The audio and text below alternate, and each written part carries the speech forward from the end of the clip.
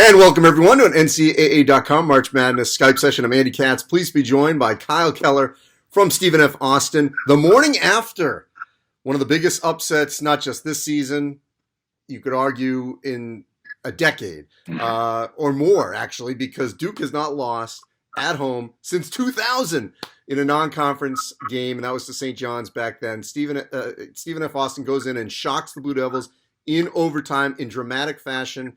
Kyle, what's it feel like the morning after?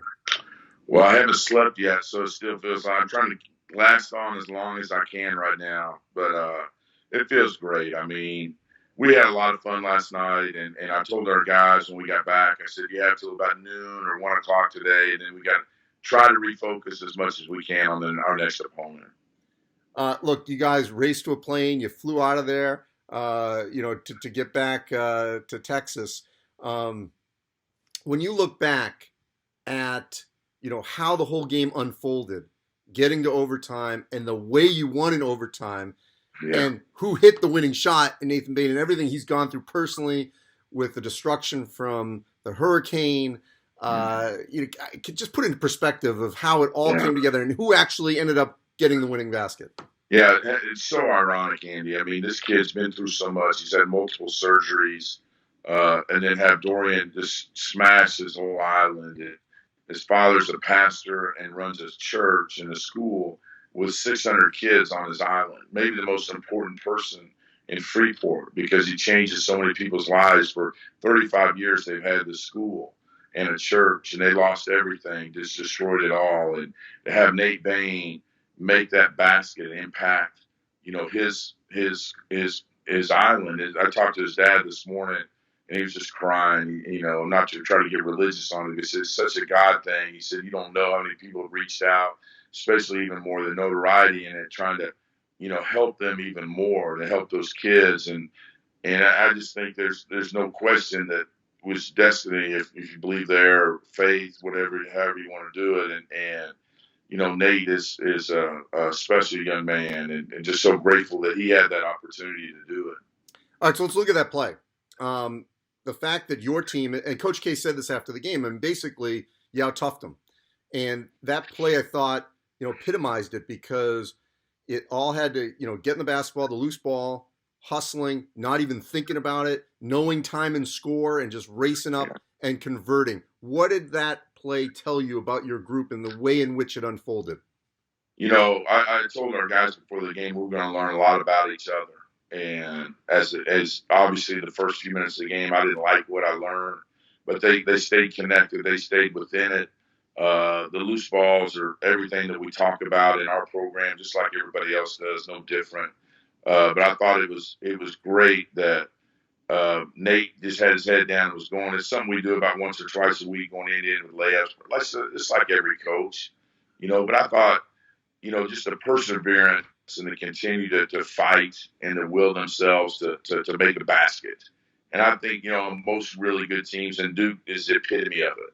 I mean, Coach Krzyzewski, he's the gold standard, as you know, Andy. We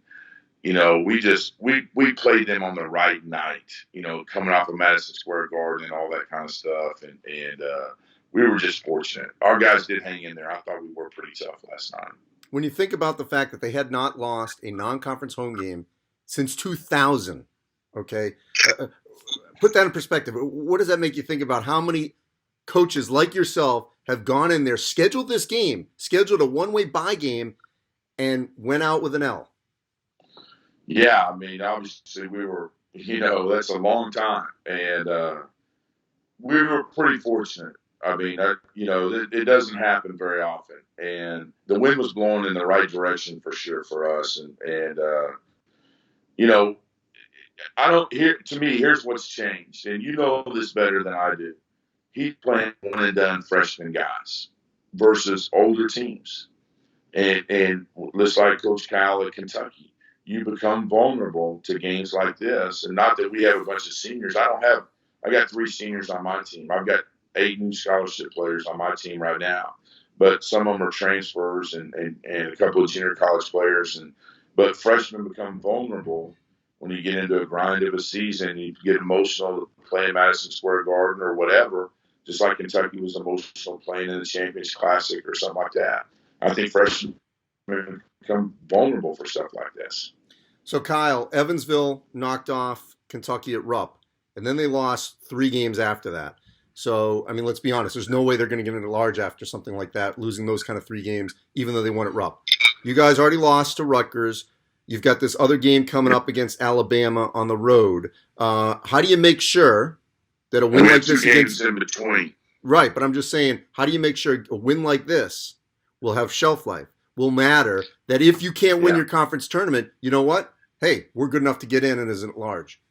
Yeah, hey, that's a great question. I mean, and I tried to address this, to be honest with you, in the post-game presser that, hey, we're one bid league. I wasn't going Steve Prohm when he was at Murray State, bat rallying for getting an extra bid at that time because we hadn't done anything.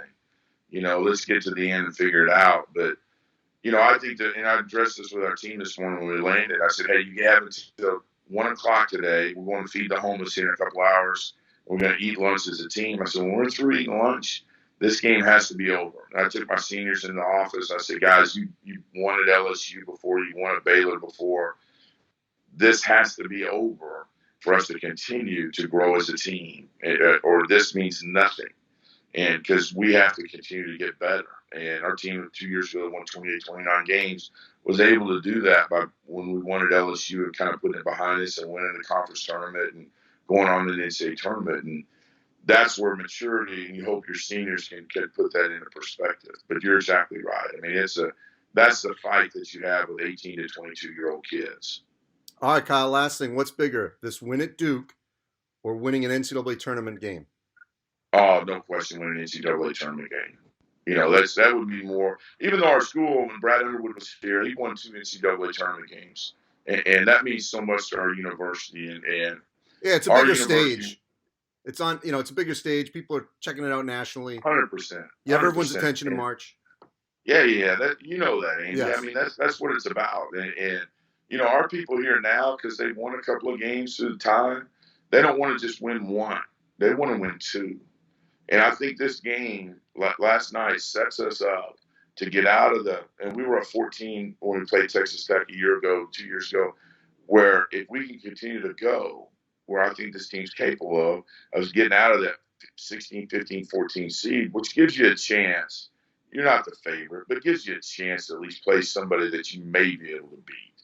And that's at a mid-major, that's all you hope for, is where you have a shot. Because if you're playing a 1 or 2 seed, you got no shot realistically. Even if you win the first game, you're gassed. And it's just like me talking to you today. Why do you have me on? Because it's a huge upset. It can't be a huge upset after game 1 because you can't get your kids to the next level. Kyle, congratulations. You deserve it. You've been through a lot. Nate Bain's been through a lot. Keep it going. Happy Thanksgiving. Hey, happy Thanksgiving to you too, Andy. Thanks so much for what you do for the game. I appreciate what all you do. You're the best. Thank you. Thanks, Andy.